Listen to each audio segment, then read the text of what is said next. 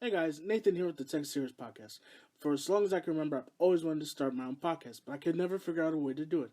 That's until I heard about Anchor. What is Anchor, you ask? Anchor is the one-stop shop for recording, hosting, and distributing your podcast. Best of all, it's 100% free and ridiculously easy to use. And now Anchor can match you with great sponsors who want to advertise on your podcast. That means you can get paid to podcast, just like I'm doing right now. So just go to anchor.fm/start or download the Anchor app and get started making your own podcast, and Anchor will distribute your podcast to other platforms so millions of other people can listen to your podcast. So remember, just go to anchor.fm/start and you can get started recording your podcast and join the dozens in the community just like me recording podcasts and getting it distributed by Anchor. I can't wait for you to start your podcast and I can't wait to listen to it. Hey guys, the Tech Series Podcast is now easier to find. You can find us on Apple Podcasts, Google Podcasts, Spotify, Radio Public, and everywhere you get your podcasts. Or you can also continue to listen to the Tech Series Podcast on the Anchor app. Just search Tech Series Podcast. Also, be sure to like and subscribe and rate the show. It helps me get out there to more people so more people can listen to this podcast and be involved in our community. Thanks again, guys. And remember, you can find the Tech Series Podcast on Apple, Spotify, Google Podcasts, or wherever you get your podcasts.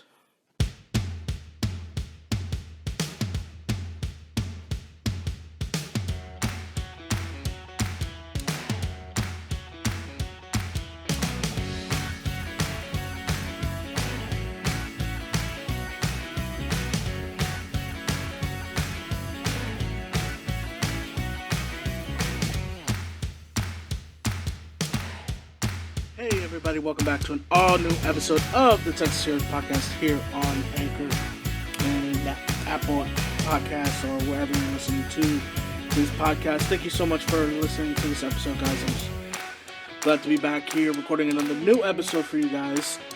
As always, I am Nathan Arredondo. I'm coming to you live from Houston, Texas.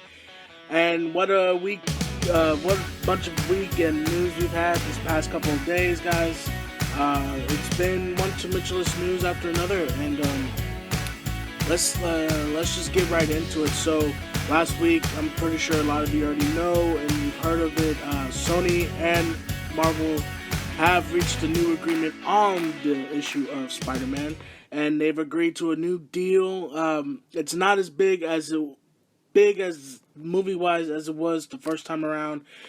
So the deal now is that Spider-Man will get his third film in the MCU, and will also appear in one more Marvel film, and Marvel will get 25%, will finance 25% of the film and get 25% equity in profits from whatever the movie makes, which can be on. Let's be honest, it's going to probably be over $1 billion, so they get 25% of the profits from that. So what does this all mean? Well, first off, it means we got Spider-Man back. For anybody out there who really thought that he was done in the MCU or he was never coming back, I want to let you know that wasn't. You really no need for worries. I mean, I'll be honest. I never was worried that Spider-Man was never going to reappear in the MCU.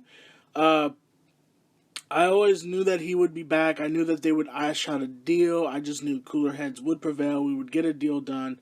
And eventually we would see Spider-Man suit up again in the MCU, interact with all of our favorite characters. But, just to calm people's nerves out there, I mean, I understand that a lot of people were upset at first and shocked by the news when it dropped back in July. But, it was never really a need to panic.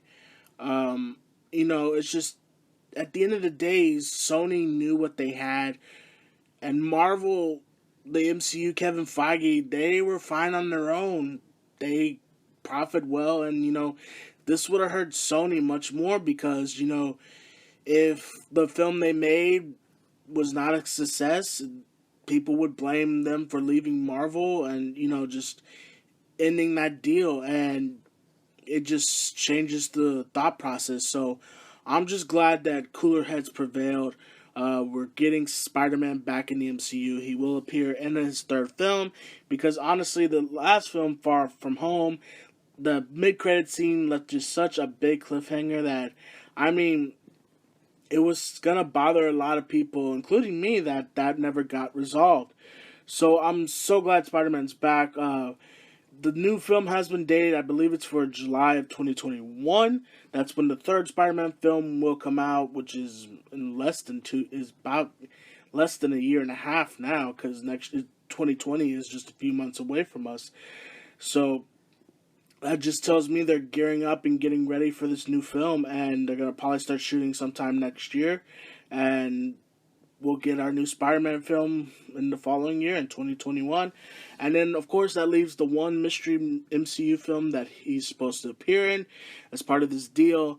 Really don't know what film he will appear in. A lot of people are suggesting he'll appear in the new Doctor Strange film that's supposed to come out in this phase 4. And, that's a good possibility. I'm not sure. I don't know where he will end up. Maybe Black Panther, Captain Marvel. Who knows? Probably not Captain Marvel, because Captain Marvel, from what it seems like, is going to deal more galactic and more outer space stuff rather than Earth stuff. So I really don't know what film he'll appear in, but I'm glad he's back. It's great news. It's good for the fans. It's good for the MCU. It's good for Sony. It's good for everybody. It was sad that it went to that place first, because, it all boils down to money. It's always about money. And it's just sad that these two companies had to fight like this for extra money. But, at the end of the day, we are getting a Spider-Man film. We're going to get a conclusion to this trilogy. And hopefully, after this, they can see that, let's just keep this deal going. It's good for us. We can handle it. More and more stuff is going good for us. And maybe, you never know. Maybe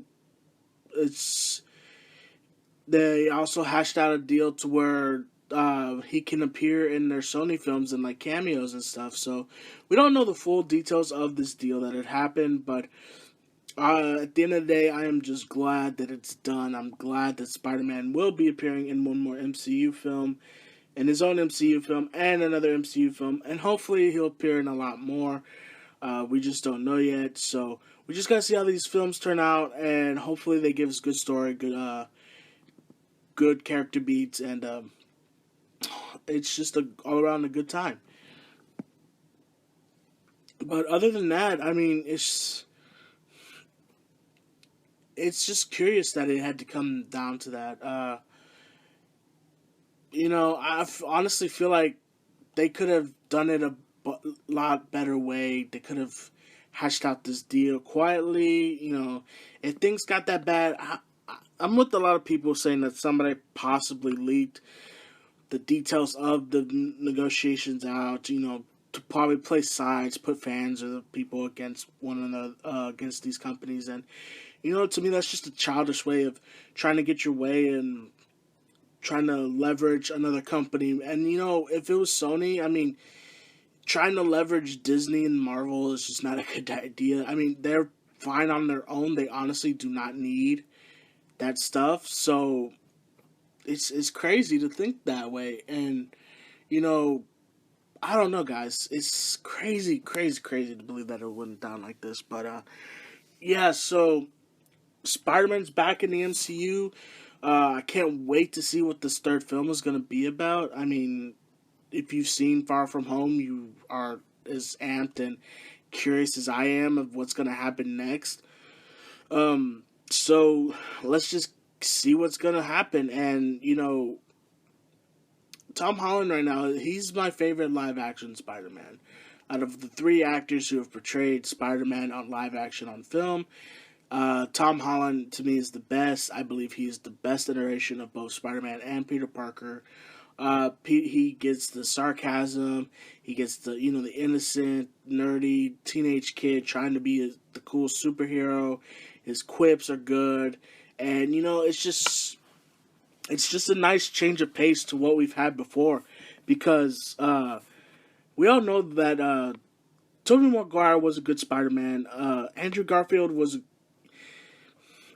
I would say this: out of all of them, Tom Holland best encapsulates it because Andrew Garfield tried to play off this loner type Peter Parker, but when he was Spider-Man, he had some good quips, and then Tobey Maguire played the nerdy Peter Parker, geeky Peter Parker, but his Spider-Man wasn't as, quippy or sarcastic. And I think Tom Holland kind of melds both worlds. And I'm so glad that they found this kid. And I'm really, really excited for what he's going to bring to the table in this third film. And like I said, I'm really curious to see what MCU film he's going to pop into. Do they have it planned yet? Who knows? But we just gotta wait and see. And hopefully, I'm pretty sure we'll get announcements next year at Comic-Con, or maybe we'll get something at New York Comic Con that's coming up, but I doubt it. But hopefully within the next year or so, we will get some more information about this upcoming Spider-Man film and where it's going to lead. Because at the end of the day, he's back home. He's where he belongs. And I'm just excited to see where it's going to take us with this new journey. How he's going to deal with the ramifications from this past film, and how he's going to move on forward into the future. How is this going to affect his life in the near future? What is he going to be doing? Just never know. And I believe in Marvel's and Kevin Feige's hands, Spider-Man is in a good place, and we'll get something really good out of it. And at the I just see the nothing but good coming from this. And the light is bright at the end of this tunnel, and Spider-Man's back. He's back for now, at least for 2 more films, and I couldn't be more excited about it. So, the other thing, there's some other stuff that also dropped. We got a new trailer for The King's Man, which is a prequel to the Kingsman, the Secret Service franchise. We got, I believe it's the official trailer, or it could be the second trailer, but this one, it kind of gives you more of a background, kind of story-wise. It looks very, very good. The visuals, the action. It's taking place during World War I, which I couldn't be more excited about. We don't really get a lot of World War I films out there. I am a history buff. I majored in history in college. So, seeing that we're getting something like this is pretty exciting. And, the last World War I film I remember seeing was Wonder Woman, and we're getting The King's Man. It is set during that same time period. We're also getting that 1917 film, which comes out later this year, which is a World War I film, which I'm really pumped about. But, The King's Man, it definitely looks like it's going back to basics. It's kind of what we saw in the first Kingsman film. Not as high-tech, because of the different time periods, but definitely the same aesthetics as what we saw in that first Kingsman movie. Of course, I believe Matthew Vaughn is coming back to direct this one. And of course, we got the third Kingsman movie coming out. It had been announced, and I believe coming out in the next 2 years or so after this film is out and completed. So, yeah, that trailer definitely looks good. If you're curious, if it's something you're interested, definitely go check it out. See if it motivates you to want to go see this film. And yeah, it's a great overall trailer, and I'm excited to see this film once it comes out. I believe it comes out February of next year, so not too far. So also today, just today, the first trailer for Birds of Prey and the Emancipation of One Harley Quinn. I believe that is the full title. If it's not, let's just go with Birds of Prey. The first official trailer for that movie has come out. It's just a bam, boom, pop,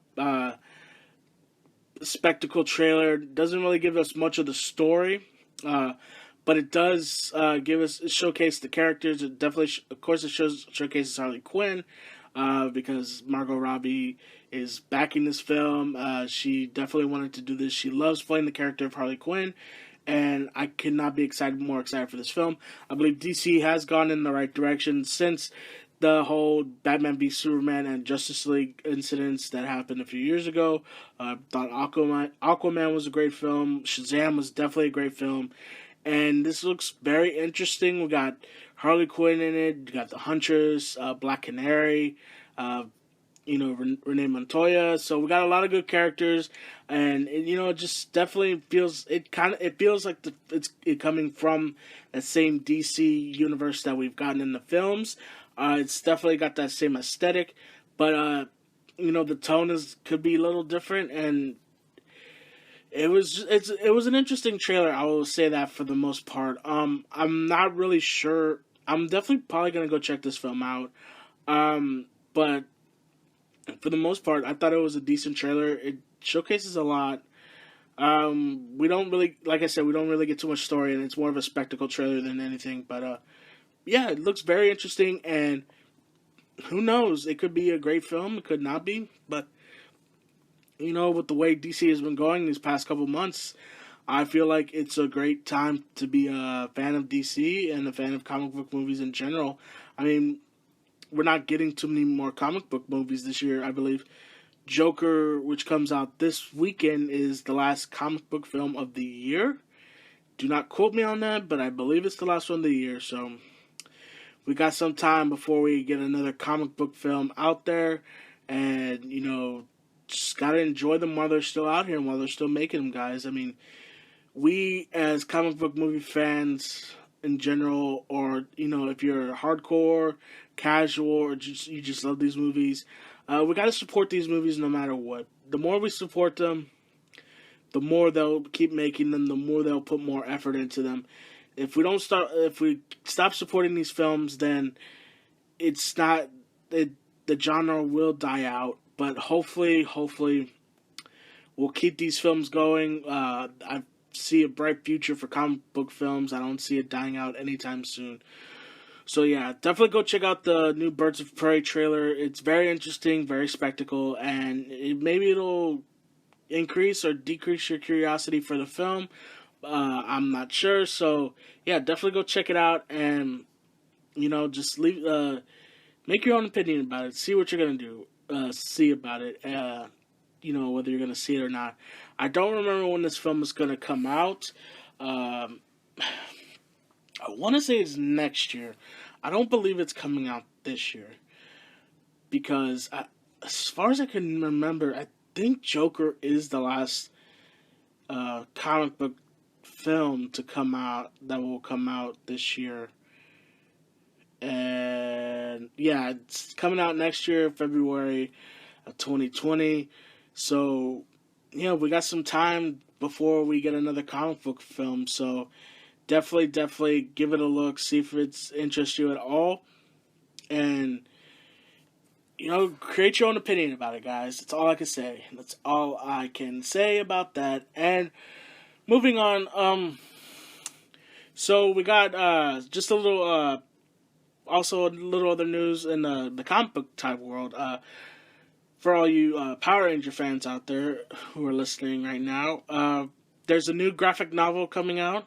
If you all remember, Boom came out with its first graphic novel last year. It was called Power Ranger Soul the Dragon, which told gave us a look into the future to what Tommy was doing after he is pretty much retired from his Ranger duties. And, it just focuses on an older Tommy just trying to get through life. His injuries are catching up to him and other stuff, and something goes down with his son. So, this week, a new graphic novel is dropping. It is called Psychopath. It is Power Ranger Psychopath, and it features Andros and Corone from Power Rangers. The Andros being the Red Ranger from Power Rangers in Space. Corone being the formerly Astronomer, the villain from In Space, and then the replacement Lost Galaxy Pink Ranger after what had happened to Kendricks. And so this story is focusing on them. The Psycho Rangers are back, and also the Green Psycho Ranger is back. He was introduced to us in the Mighty Morphin Power Rangers comic books a couple years ago, in issue number 20, I believe, and it was the issue that showed us that Zordon had the current MMPR team we had wasn't the first one that Zordon made. So it was a good comic. It gave us a glimpse into one of Zordon's biggest mistakes as a mentor and a leader, and so it was a great. I thought it was a great issue, and that's how we got introduced to the Green Psycho Ranger. And I'm going to let's see if I can find it. Oh, okay. So here's the description of the comic: an original graphic novel set in the world of Spawn's Power Rangers. Created by Corone when she was still the evil astronomer, the Psycho Rangers were programmed with the overwhelming hate of all things Power Rangers. They were defeated at a great personal cost. By the Galaxy Rangers, but now someone has brought them back, and they are more murderous than ever before. Who brought them back and why? And can Lost Galaxy Pink Ranger Corone and her brother Red in Space Ranger Andros stop them before they can bring the universe to its knees? So that's the synopsis for the graphic novel. It comes out this week. I'm definitely going to pick this up and read it. If you guys did not know, if you have not seen Power Rangers in Space, Power Rangers in Space was supposed to be the final season of Power Rangers, but because of the viewership and the good vibes and reaction from the finale and the overall story, Power Rangers has been going on for a lot longer now, and has led up to its current iteration in Power Rangers Beast Morphers, which is currently airing on Nickelodeon. Check your local listings if you want to watch it. But in Power Rangers in Space, we had probably one of the second best evil Rangers. Excuse me. The Psycho Rangers, and their sole purpose was to defeat the Power Rangers. They would do whatever it took to defeat them. They would, take any means necessary to defeat them, and it was crazy. And they were defeated, and of course they were brought back in Power Rangers Lost Galaxy, and just their whole arc was crazy. And they even got the Psycho Green Ranger got a backstory in the Boom Comics in a special volume edition, I believe. But I'm just very curious to see what this story is going to tell, and hopefully it's a good story, and we'll get some good details and some good addition to the lore of Power Rangers, because that's what I like about the comic books, is they're expanding on the lore, and they're giving us more backstory, and it's just been one great ride. So that's my Power Rangers / comic book spiel of this episode. But I wanted to end the episode talking about the Joker, which comes out this weekend in theaters. It's Todd Phillips directing, DC, Joaquin Phoenix playing the title character.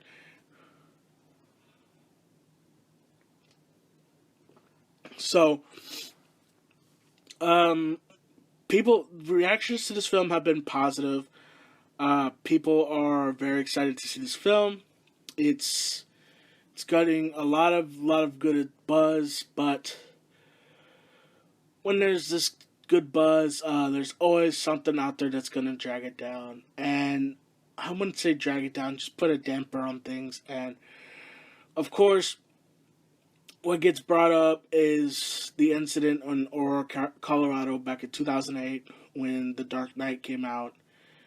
If you do not know about this, if you're too young or you just didn't hear about it, back in Aurora, Colorado, 2008, during a screening of The Dark Knight, a man with very strong mental issues went into the theater of a showing of the screening of the movie, shot up the theater, killing people left and right, a senseless act of violence against these people. And he claimed he was the Joker, and that's why he was doing it. And it made going to the theater not as enjoyable, because people became more and more cautious, and I would say even go as far as saying more paranoid about going to the movies, because they didn't know what was going to happen. Of course, over time, this has been less and less occurrence, because times have moved on, things change, security changes, but people still a lot of people are very cautious about when they go to the film.